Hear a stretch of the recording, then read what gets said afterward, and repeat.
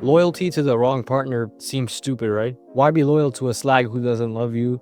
You keep giving her attention and time just for her to make your life worse. It doesn't make any sense, right? Imagine a woman that cooks, cleans, and gives her divine feminine essence to a man that beats the shit out of her. She delivers him a beautiful plate of a nice dinner that she's been cooking for 2 hours just for him to slap her. Or on the other hand, imagine a man that just came home who worked a 12-hour shift at the construction site, and his hands are all dirty, his clothes are all dirty from the labor, and just a few hours ago she got blacked raw by Tyrone just before his return to his house. Both of these people, would they be in the right to cheat? This video isn't actually about cheating on your spouse, but rather on your habits, mainly the habits that you show unwavering loyalty to. Doom scrolling, fapping, procrastination, video games, eating junk food. This is a foolproof guide on how to stop. Not gonna waste any more time, let's get into it. So there are 3 main reasons why you keep on fapping, why you keep on doing the bad things even though you know you're not supposed to. Start with number 1, comfort and familiarity.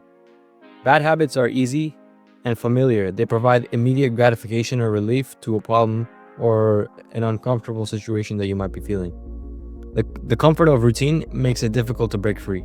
The way to break free from this is to gradually replace or implement another habit that you'd rather indulge in. If you want a habit that you want to start practicing, you have to gradually implement the time you indulge in this habit. For example, I want to practice guitar. I've started doing it for about 10 minutes a day. It's a realistic time to practice for. I used to do this try to aim for like an hour a day, but an hour is just too much. If you want to implement something in your life, you slowly have to bring familiarity to it. You slowly have to make yourself familiar with it. Think about your friends from school. You didn't just start exchanging information about each other from the get-go, right? You go to classes together for a year or a semester, you hang out outside of school, and you build comfort and familiarity with each other, and now you guys are like brothers or sisters. The same way you have to build familiarity with comfort, with going to the gym, and other stuff like that. At first it'll be a little awkward, but eventually it turns into something you do every day, right? If you're someone who goes to the gym, when you first started off, like the first few weeks, it was probably super uncomfortable. You start going for about 3 months, it just becomes normal. The gym is like a second home for most people. So if you want to break free of a habit you're already doing, meaning instead of wanting to implement a habit, instead of wanting to add more time to something you want to do, if you want to decrease time from something that you currently don't want to spend any more time doing, you have to gradually decrease the time you indulge in it. If you want to stop eating junk food, you have to decrease the consumption. It'll be really hard to put the shit foods away all at once, but let's say for 3 meals a day, all you eat is shit. 1 meal, make it healthy. For breakfast, have eggs, potatoes, and maybe some bacon, or like a sausage, a proper sausage, some ground beef maybe, and have that in the morning. And for lunch and dinner, eat whatever you want. The key here is just to replace 1 meal. Maybe meal prep all your lunches, right? For the next week, meal prep in advance 7 healthy meals that you could eat every day for the week. So all you have to do is microwave it, and it's right there for you. You don't have to.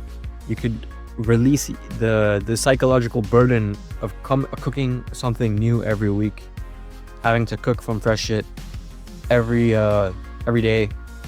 Maybe just spend 2 hours meal prepping 1 meal, make seven servings, and there you go. If you want to stop fapping, doing a streak won't work. They just get broken. You have to gradually lower the average goons per month. If you fap 30 times this month, like let's say once every day, aim for 20 this month and 10 the next. Think about what happens when you break up from a relationship, right? People spend so long with each other, they build this life together, they build this comfort and familiarity with each other. This is their new baseline. Waking up and seeing someone next to you in bed is your new normal. Going to sleep with someone next to you in bed, it's your new normal. You guys merge into each other. But suppose you break up, it's going to take a while for them to adjust to things. Number 2, emotional regulation. Many people use bad habits to cope with negative emotions like stress, anxiety, or sadness. These habits provide temporary escape or distraction. You need to practice journaling for this. I know it sounds super gay, something that a 12-year-old girl would do, but trust me, all the men you look up to do it, okay? David Goggins journals. He used to journal when he was doing the pull-up record. Eman Gadji does it. Jordan Peterson does it. Churchill, Napoleon, Hitler, George Patton. If you ever read the book Meditations by Marcus Aurelius, that entire book is a journal. Write down your problem and ask yourself on paper. It's better to do it on paper rather than Notion or Notepad on your phone. Write down your problem. Write down what you did and why you think it happened. And go all out. Do not restrict yourself from putting information onto the paper. Write as much as you can. You will have an epiphany or a breakthrough, whatever you want to call it. The answers are on the page. I used to be a chronic gooner. The only thing that helped me, doesn't matter how many Hamza videos I watched, doesn't matter how many times I punished myself from fapping, journaling is what got me out of that bad habit. Journaling is what's going to get you out of your bad habits as well.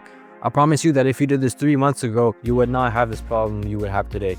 If you could press a button right now to reveal whatever underlying issue that is, if you could press a button right now to reveal whatever underlying issue that's causing whatever bad problem you're facing, whatever bad habit it is, writing on that paper, that's the button. Writing down is the button. That's the button.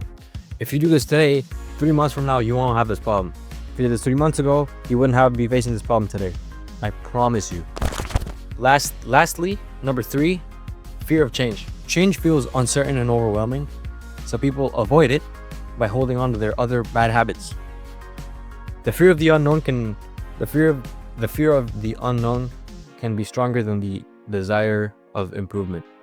The fear of the unknown can be stronger than the desire for improvement. Try to logically assess what could go wrong. When I was 14 trying to do NoFap, I was scared I'd be so good at it and my life would improve so much. I'd just lose all my progress and then I'd lose all the benefits I've gained. I'd lose the fruits of my labor and I'd have to do it all over again. The idolization of the streak was a problem in and of itself, but that's a separate thing. That's a separate topic. I thought a 90-day streak would make me levitate and girls would drip like a faucet just by looking into my eyes. And I'd lose all that after one single ejaculation. And I'd have to wait another 90 days. That doesn't happen. Okay, if you logically assess what could actually go wrong, if you actually use your brain, you realize you're really not scared of anything. You're just trapped in your own mind. And your own mind is where most of the bullshit comes from. This all happens when you mistake facts. This all happens when you mistake feelings for facts and you let this garbage emotion and this feelings and all this shit cloud up your mind. Either way, it's just life. You will lose and you will gain. In God of War games, the original trilogy, I don't know what the recent ones, the ones that came after 2019. I remember the OG ones. The first 3 games I'm talking about. The main character, Kratos, starts overpowered and he loses his, well, except for the first game. In the first game, he's not overpowered at all. But most of these games, he's overpowered and he loses he loses all of his power shortly after.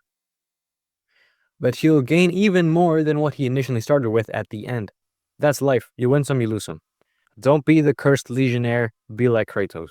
I hope this really helped you. If you want to see more videos like this, be sure to hit that subscribe button and share this with someone who might need it. Take the ASR pill to ascend, and I hope you have a nice day.